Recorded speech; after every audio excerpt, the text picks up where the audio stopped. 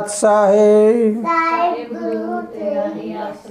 प्यारे बच्चों, पिछली क्लास में आपने सुना राहु और केतु के बारे में। आज जरा जानिए कि जब हमने 9 ग्रहों का अध्ययन कर लिया,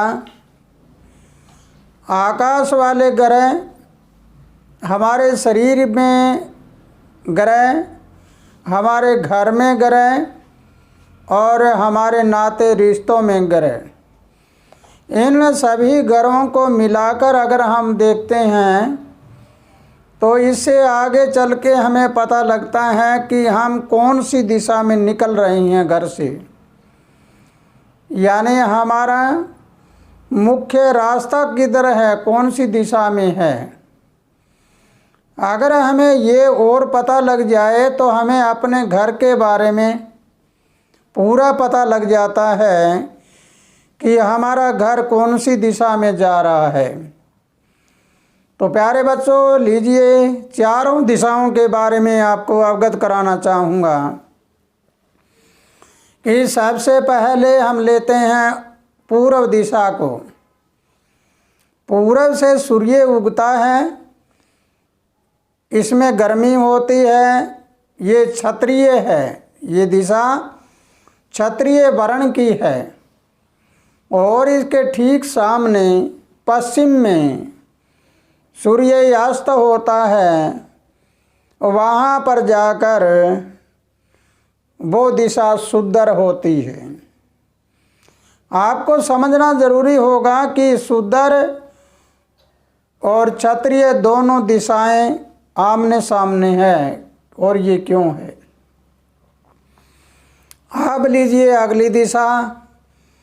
अगली दिशा उत्तर दिशा ब्राह्मण है, और ब्राह्मण के सामने दक्षिण में वैश्य है।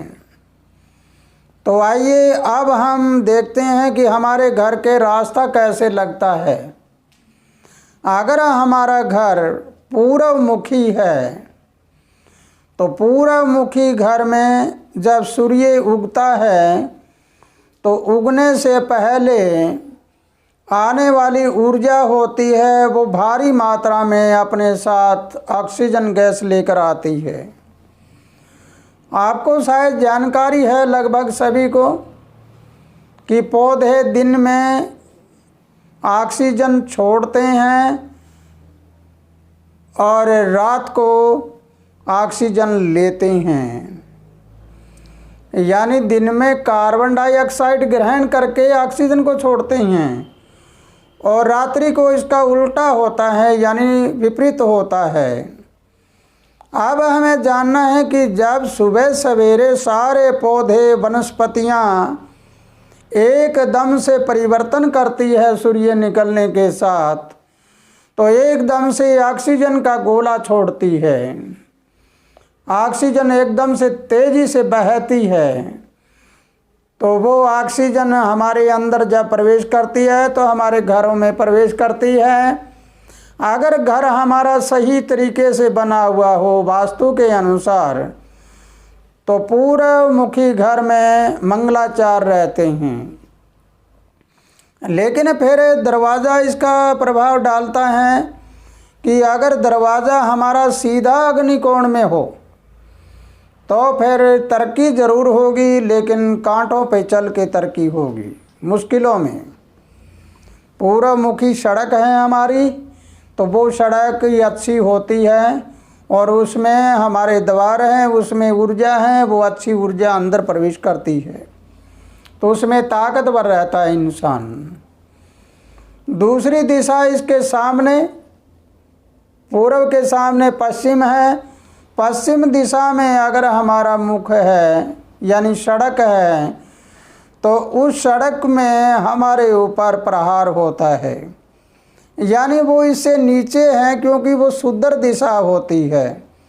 सुदर दिशा के अगर इस कोने में, दक्षिणी साइड के कोने में, यानी नैऋत्य कोण में, पश्चिमी नैऋत्य कोण में अगर गेट लग जाए हमारा, तो वहाँ पर शैतान का आना और जाना शुरू हो जाता है।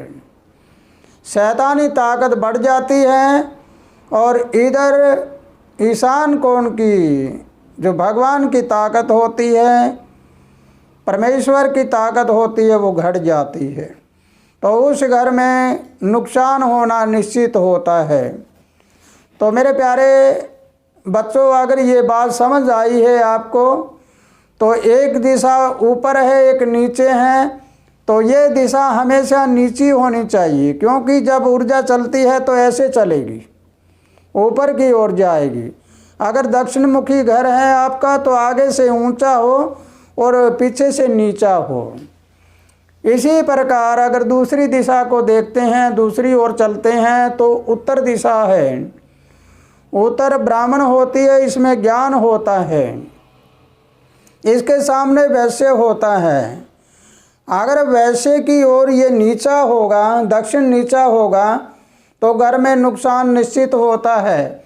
अगर इस कोने में यानी दक्षिण नैऋत्य कोण में हमारा गेट है, तो उस गेट में शैतानी ताकत अंदर आएगी और उस घर में वो तबाह कर देती है, घर को बहुत परेशान करती है।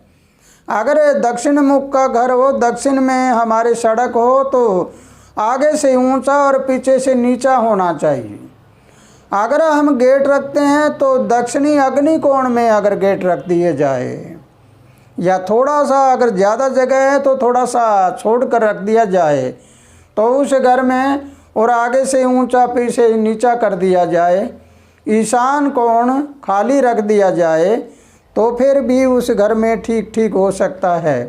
तो आओ मेरे प्यारे बच्चों, 1 मिनट की बात एक और बताता हूँ कि आप जिस घर में रह रहे हो, ये तो था चारों तरफ का हमारा, कौन सी दिशा में हमारी सड़क होनी चाहिए, कौन सी दिशा का हमारा मुख होना चाहिए।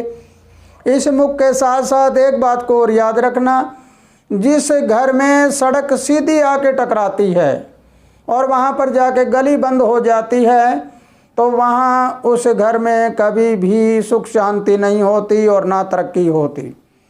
उसकी तरक्की है वो रुक जाती है, वहाँ गली भी रुक जाती है, और चलती गली हो उस गली में वो चलता रहता है। तो प्यारे बच्चों, अगर ये बात मेरी पूरी समझ आई है आपको, तो ज़रा इसके साथ जुड़ी हुई एक कहानी और है। ये थी बाहर की सड़क और अब है अंदर की बातें। अंदर हम खाना बनाते हैं, तो खाना कैसे बनाएं, कौन सी तरफ मुंह करके बनाएं। जिस घर में दक्षिण में मुंह करके खाना बनाते हैं, उस घर में कोई न कोई अनहोनी ज़रूर हो जाती है। ये इसके बारे में आपको पूरा सोच लेना है कि जब भी खाना पकाएं तो पूरब में मुंह करके खाना पकाएं। पूरब में मुंह करके खाना पकाते हैं तो उस घर का खाना भी उत्तम होता है। प्यारे बच्चों, आज की क्लास में इतना ही, और बाकी अगला चरण है वो अगली क्लास में आपको बताया जाएगा कि हम घर में खाना बनाने की व्यवस्था कैसे करें। इसी के साथ प्यारे बच्चों, खुशहाल रहो, आनंद करते रहो, प्रभु तुम्हें लंबी उम्र दे, और आगे दिवाली आती है तो तुम्हारे सभी घरों में दिवाली सुख शांति अमन चैन से आए। सत साहिब। साहिब गुरु तेरा